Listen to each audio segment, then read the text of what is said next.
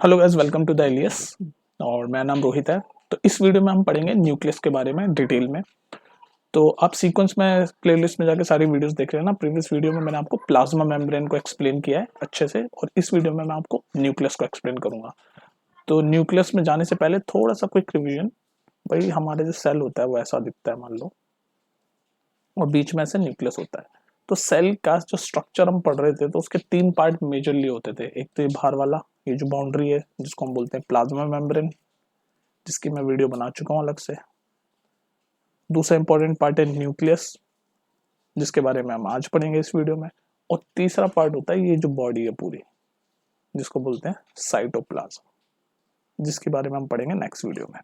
तो ये हम कर चुके हैं। आज हम पढ़ेंगे न्यूक्लियस, ये जो बीच में न्यूक्लियस है इसके बारे में पढ़ेंगे। ठीक है, तो आते हैं हम न्यूक्लियस में क्या क्या है, कैसे काम करता है और क्या क्या होता है। ठीक है, तो सबसे पहले तो मैं आपको ये बताऊं कि न्यूक्लियस को हम आपको ये भी बोल सकते हैं कि brain of a cell, brain of cell भी बोलते हैं न्यूक्लियस को। ठीक है, अब हम आ जाते हैं न्यूक्लियस के स्ट्रक्चर को। तो हमारा सेल का स्ट्रक्चर कैसे होता है? तो जब हम हमारा सेल का स्ट्रक्चर पढ़ रहे थे तो सेल ऐसा था ना भाई, ये सेल है। ठीक है, और ये बीच में न्यूक्लियस होते था। अभी हम पढ़ रहे हैं न्यूक्लियस को। तो अगर मैं ऐसे, जैसे हम अपनी फोटोज को मोबाइल में जूम करते हैं, अगर मैं ऐसे इसको जूम करूं और सिर्फ न्यूक्लियस का स्ट्रक्चर पढ़ूं तो मान लो न्यूक्लियस ऐसा है, ये न्यूक्लियस है। ठीक है, ये सेल है, मैंने इस वाले पार्ट को, न्यूक्लियस वाले पार्ट को मान लो जूम कर दिया तो ये न्यूक्लियस हो गया। तभी हम जूम करके इसको पढ़ रहे हैं न्यूक्लियस को। तो न्यूक्लियस के चारों तरफ है ना एक डबल लेयर मेम्ब्रेन होती है। जैसे न्यूक्लियस है मान लो, इस बड़े वाले सेल में पढ़ो तो ऐसे डबल लेयर एक मेम्ब्रेन होती है, जिसको हम बोलते हैं न्यूक्लियर मेम्ब्रेन। क्या बोलते हैं? Nuclear membrane. ठीक है, और ये जो न्यूक्लियर मेम्ब्रेन होती है इसके अंदर ऐसे छोटे छोटे पोर्स होते हैं।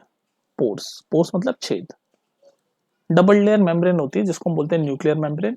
इसके बीच में पोर्स होते हैं, और इस पोर्स के थ्रू मान लो इस न्यूक्लियस से कोई चीज बाहर जानी है सेल बॉडी में, यानी कि साइटोप्लाज्म में जानी है, तो वो इन पोर्स के थ्रू ही जाती है। ठीक है, तो आप ये कह सकते हो कि जो भी ट्रांसफर ऑफ मटेरियल होता है, transfer of material from nucleus to cytoplasm happens through this nuclear membrane. इस न्यूक्लियर मेम्ब्रेन से होता है जो भी ट्रांसफर ऑफ मटेरियल होता है। ठीक है, अब मैं जो स्ट्रक्चर, ये मैंने आपको सेल के अंदर न्यूक्लियस, अब हम सिर्फ ऐसे न्यूक्लियस का स्ट्रक्चर पढ़ेंगे। ठीक है, न्यूक्लियस का स्ट्रक्चर तो देख लेते हैं न्यूक्लियस का स्ट्रक्चर कैसे होता है। तो अब हम देख लेते हैं न्यूक्लियस का स्ट्रक्चर। देखो अब हम कैसे देखेंगे न्यूक्लियस का स्ट्रक्चर। हम न्यूक्लियस का स्ट्रक्चर ऐसे देखेंगे, ये जो न्यूक्लियस है ना सेल के बीच में, इसी को मैग्नीफाई करके अब सिर्फ हम न्यूक्लियस ऐसे ये वाला स्ट्रक्चर देखेंगे। तो देख लेते हैं भाई कैसा बनेगा। तो जैसे मान लो ये आपका, व्हाइट से बनाता हूँ, कंफ्यूज हो जाओगे तुम लोग। ये हो गया आपका न्यूक्लियस। ये न्यूक्लियस है वो जो सेल के अंदर जो होता है न्यूक्लियस। ठीक है, तो मैंने क्या बताया, न्यूक्लियस के चारों ओर क्या होता है, एक डबल लेयर, यानी कि दो लेयर होगी। पहले लेयर मान लो ऐसे, दूसरा लेयर मान लो, न्यूक्लियर मेम्ब्रेन होती है। ठीक है, उसके बाद न्यूक्लियस के अंदर होता है क्रोमोसोम्स। क्या होते हैं? क्रोमोसोम्स। क्रोमोसोम्स क्या होता है? क्रोमोसोम्स है ना ऐसी शेप में रखे होते हैं, ऐसे थ्रेड लाइक स्ट्रक्चर, ऐसे ऐसे थ्रेड लाइक स्ट्रक्चर ऐसे पड़े होते हैं, जिनका नाम होता है क्रोमेटिन। मैं स्ट्रक्चर बताऊं तुम्हें न्यूक्लियस का, ये क्रोमेटिन होते हैं जो थ्रेड लाइक स्ट्रक्चर होते हैं। ठीक है, और ये ऑरेंज वाला क्या है, ये दो लेयर न्यूक्लियर मेम्ब्रेन। न्यूक्लियस का वो पढ़ रहे हैं स्ट्रक्चर, तो ये हो गई न्यूक्लियर मेम्ब्रेन। ठीक है जी।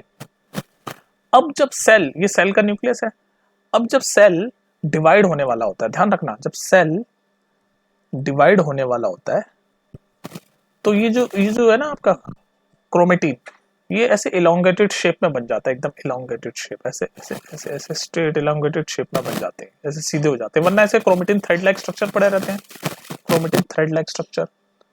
लेकिन जब सेल डिवाइड होने वाला होता है, जब प्रोडक्शन हो रहा होता है सेल का, बोले तो डिवाइड होने वाले होते हैं, तो वो इलोंगेटेड शेप में आ जाते हैं, ऐसे इलोंगेटेड शेप में हो जाते हैं। तो ये बेसिकली क्या होता है, अब अगर मैं देखूं आपको कि न्यूक्लियस के अंदर क्या क्या होता है, तो मैं आपको ऐसे समझा सकता हूँ कि न्यूक्लियस के अंदर, ये देखो ये आपका न्यूक्लियस। ठीक है, उसके बाद आपका न्यूक्लियस के अंदर होता है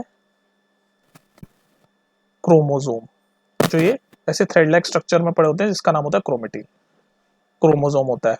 और क्रोमोसोम के अंदर, यहाँ मैं चल रहा हूँ, क्रोमोसोम के अंदर होता है डीएनए, जिसके अंदर स्टोर होती है इंफॉर्मेशन। इसीलिए तो न्यूक्लियस को हम ब्रेन ऑफ द सेल भी कहते हैं, क्योंकि डीएनए के अंदर इंफॉर्मेशन होती है।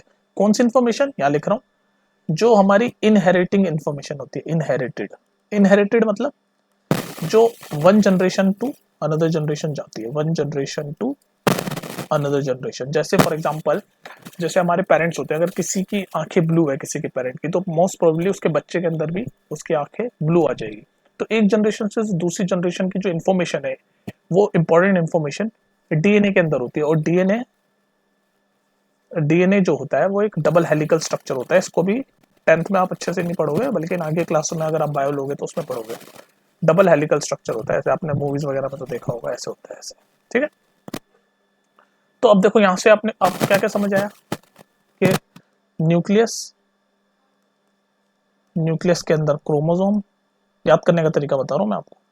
ये न्यूक्लियस, न्यूक्लियस के अंदर क्रोमोसोम, क्रोमोसोम के अंदर डीएनए, और डीएनए क्या करता है, it has information, it has information which has to be inherited. इसके अंदर इंफॉर्मेशन होती है जो इनहेरिटेड होती है from one generation to another, ठीक है, समझ गए। तो ये स्ट्रक्चर आपको याद रहेगा, न्यूक्लियस, न्यूक्लियस के अंदर क्रोमोसोम, क्रोमोसोम के अंदर जो इन्फॉर्मेशन होती है वो डीएनए की शेप में होती है। ध्यान रखना है जो क्रोमोसोम होता है, ये भी मैंने प्रीवियसली बताया, ये ऐसे क्रोमेटिन में पड़ा होता है थ्रेड लाइक स्ट्रक्चर शेप में, लेकिन जब सेल डिवाइड हो रहा होता है तभी एलोंगेटेड बन जाता है, ऐसे एलोंगेटेड शेप हो जाती है उसकी, ठीक है। तो ये था आपका पूरा स्ट्रक्चर न्यूक्लियस का। अब मैं आपको एक चीज और बता दूं, चलो ये चीज आपके वैसे एनसीईआरटी में तो नहीं है, लेकिन यहाँ मैं एक्सप्लेन करता हूँ कि इस न्यूक्लियस के अंदर ना और भी ऐसी छोटी छोटी चीजें होती है, ऐसी छोटी छोटी, ऐसी छोटी छोटी चीजें होती है। पता है क्या होता है, इसको बोलते हैं न्यूक्लियोलस, न्यूक्लियोलस। ये बस एक्स्ट्रा आप एक पॉइंट मान लो, नहीं भी मानो तो भी ठीक है। द मेन चीज तो आपको यही समझ आनी चाहिए कि न्यूक्लियस, न्यूक्लियस के अंदर क्रोमोसोम, क्रोमोसोम के अंदर डीएनए। तो अब मैं ये जो मैंने आपको इतना पढ़ाया, इसको मैं कंक्लूड करता हूँ कि फंक्शन ऑफ सेल क्या है, मतलब सॉरी फंक्शन ऑफ न्यूक्लियस क्या है, मतलब न्यूक्लियस के बेसिकली फंक्शन क्या है, ठीक है। तो वो मैं थोड़ा सा आपको लिख के बता देता हूँ ताकि आपको याद करने में आसानी हो जाए। तो function of cell, function of nucleus क्या क्या हो सकते हैं, यहाँ पढ़ो, पहला पॉइंट पढ़ो भाई। पहला पॉइंट कह रहा है nucleus play important role in cellular reproduction. तो मैंने आपको बताया था ना, ऐसे ये न्यूक्लियस है और न्यूक्लियस के अंदर ऐसे आपके क्रोमोसोम पड़े होते हैं, ऐसे अगर थ्रेड लाइक स्ट्रक्चर के शेप में पड़े हैं, जिसको हम बोलते हैं क्रोमेटिन।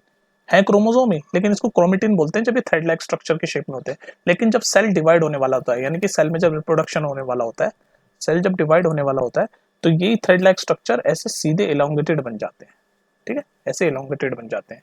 और इसका है क्या, ये क्रोमोसोम बन जाते हैं, फिर इसको हम क्रोमोसोम बोलते हैं।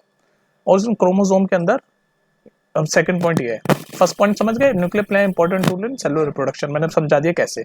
उसका सेकंड पॉइंट है, it helps in transmission of hereditary information from parents to offspring. Offspring मतलब चिल्ड्रन, ये वर्ड याद कर लो, ऑफस्प्रिंग बोल लेते हैं कभी कभार बुक में, तो चिल्ड्रन। तो ये मैंने बताया था अभी प्रीवियसली कि कैसे इन्फॉर्मेशन हेरिडेट करता है। हेरिडेट मतलब एक जनरेशन से दूसरी जनरेशन जा रही है, देख लो पेरेंट्स से चिल्ड्रन में जा रही है, ऑफस्प्रिंग में जा रही है। तो ये कैसे जाती है, क्रोमोसोम के अंदर डीएनए होता है, ये जो डीएनए की फॉर्म में इंफॉर्मेशन, डीएनए की फॉर्म में इंफॉर्मेशन होती है, वो इंफॉर्मेशन जो है वो एक जनरेशन से दूसरी जनरेशन जाती है। तो इसीलिए बोल सकते हैं, और वो इंफॉर्मेशन न्यूक्लियस के अंदर होती है, इसलिए हम कहते हैं ये फंक्शन है न्यूक्लियस का, it helps in transmission of hereditary information from parents to offspring. चलो एक और जो आपके एनसीईआरटी में तो शायद नहीं है, लेकिन एक और फंक्शन में बता देता हूँ कि जो न्यूक्लियस होता है ना, वो मेटाबॉलिक एक्टिविटीज, जितनी भी मेटाबॉलिक एक्टिविटी हो रही होती है सेल के अंदर, वो कंट्रोल करता है, control metabolic activities of cell. मतलब कहने का मतलब ये है कि जैसे आपका सेल है, ठीक है, और इसके अंदर बीच में ये न्यूक्लियस है, तो इन सारी जितनी भी एक्टिविटीज हो रही होगी, मेटाबॉलिक एक्टिविटीज हो रही होगी सेल में, ये कंट्रोल करेगा न्यूक्लियस। अगर मैं इस न्यूक्लियस को रिमूव कर दूं इस सेल में से, तो ये सेल कुछ काम का नहीं है, बस ये जो अकेली बॉडी है किस काम की नहीं है, कुछ दिनों में ड्राई हो जाएगी और मर जाएगी, डेड हो जाएगी, ठीक है। चलो मैं तुम्हें एक एग्जांपल से समझाता हूँ। अभी जो छोड़ो यार, वो तुम्हारे लिए ज्यादा हो जाएगा, थोड़ा सा बताता हूँ मैं तुम्हें। जो अभी अपना कोविड हुआ था, उसमें जो वैक्सीन बनी थी, वो कोरोना वायरस से बनी थी। उसमें क्या किया उन्होंने, जो उसका सेल था ना, उसके अंदर का जो न्यूक्लियस है वो हटा दिया था, तो ऐसे बस वो डेड था। चलो इसको भूल जाओ अभी, मैं तुम्हें कंफ्यूज नहीं करना चाह रहा। हाँ, तो बात क्या है हमारा, हमारा बात ये है कि भाई फंक्शन ऑफ द सेल क्या है। फंक्शन ऑफ द सेल कि nucleus play an important role in the cellular reproduction, also it helps in transmission of heredity information from parents to offspring, और लास्ट ये कि metabolic activity of the cell is controlled by the nucleus. ठीक है, तो ये था पूरा खेल न्यूक्लियस का। अब मैं तुम्हें एक और चीज बताना चाह रहा हूँ, एक छोटी सी चीज, या उस पर अलग ही वीडियो बनाऊं, चलो उस पर अलग वीडियो बना दूंगा मैं तुम्हारी। ठीक है, तो ये था न्यूक्लियस का पूरा वीडियो। अब इस वीडियो को हम कंक्लूड कर लेते हैं कि हमने क्या क्या पढ़ा इसमें। कंक्लूड करते हैं इस वीडियो को। कंक्लूड, कंक्लूड मतलब क्या क्या किया हमने, एंड में क्या क्या पढ़ा वो समझ लेते हैं। तो हमने सबसे पहले पढ़ा कि जो न्यूक्लियस है उसके अंदर क्रोमोसोम होता है। ये पूरा है ना, पैटर्न याद रख लो। न्यूक्लियस के अंदर क्रोमोसोम, क्रोमोसोम के अंदर इंफॉर्मेशन होती है डीएनए की फॉर्म में। ठीक है, याद रख लो, न्यूक्लियस, क्रोमोसोम, डीएनए। उसके बाद हमने पढ़ा न्यूक्लियस के स्ट्रक्चर में कि न्यूक्लियस के चारों तरफ nucleus has double layered membrane, double layer membrane called nuclear membrane. ठीक है, उसके अंदर पोर्स होते हैं, इट हैज पोर्स, जिससे कि न्यूक्लियस की कोई चीज अगर सेल बॉडी यानी कि साइटोप्लाज्म में जानी होती है तो उन पोर्स के थ्रू जाती है। और क्या पढ़ा हमने न्यूक्लियस के बारे में, हमने पढ़ा कि जो क्रोमोसोम है वो न्यूक्लियस के अंदर, मान लो ये न्यूक्लियस है, तो इसमें जो क्रोमोसोम है वो ऐसे थ्रेड लाइक स्ट्रक्चर में पड़े होंगे, ऐसे थ्रेड लाइक स्ट्रक्चर। तो ये जो क्रोमोसोम है ये थ्रेड लाइक स्ट्रक्चर में पड़े होते हैं, जिसको बोलते हैं क्रोमेटिन। न्यूक्लियस के अंदर ये जो क्रोमोसोम होते हैं ये ऐसे क्रोमेटिन थ्रेड लाइक स्ट्रक्चर की तरह पड़े होते हैं। लेकिन जब सेल डिवाइड होने वाला होता है, यानी कि सेलुलर रिप्रोडक्शन होती है, तो थ्रेड लाइक स्ट्रक्चर ऐसे इलोंगेटेड हो जाते हैं, ऐसे सीधे हो जाते हैं। ठीक है, और इन्हीं क्रोमोसोम के अंदर जो इन्फॉर्मेशन होती है वो डीएनए की फॉर्म में होती है। डीएनए यानी डीऑक्सी राइबो न्यूक्लिक एसिड।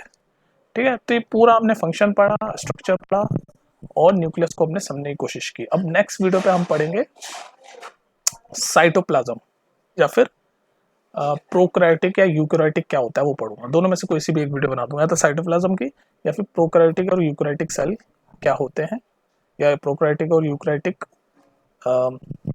में क्या क्या चीजें हैं, क्या क्या डिफरेंस है, वो पढ़ने की कोशिश करेंगे। ठीक है, चलो फिर मिलते हैं नेक्स्ट वीडियो में। Take care.